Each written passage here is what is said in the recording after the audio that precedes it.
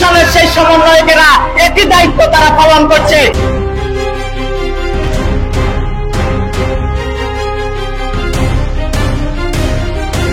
পথে প্রতিবাদ নয়, বাজারে লুটপাট, এ যেন এক লজ্জাজনক কথাই, যা নিয়ে এখন তীব্র সমালোচনা ও নিন্দা ঝড় বইছে। 24 সালের গণঅভ্যুত্থানের মাধ্যমে দেশ পেয়েছে লুটপাটের স্বাধীনতা।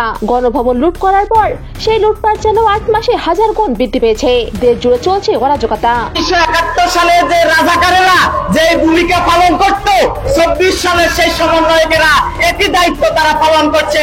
1971 সালে আল বদর আল শামস বাহিনী যে কাজ করত, সেই 24 সালের তহিদি জনতা সেই একই কাজ করছে।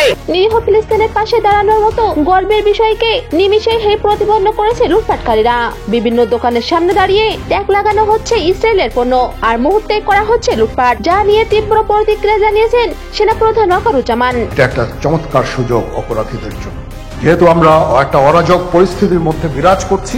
তারা খুব ভালোভাবেই জানে যে এই সময়ে যদি এই সমস্ত অপরাধ করা যায় তাহলে এখান থেকে পরিত্রাণ পাওয়া সম্ভব।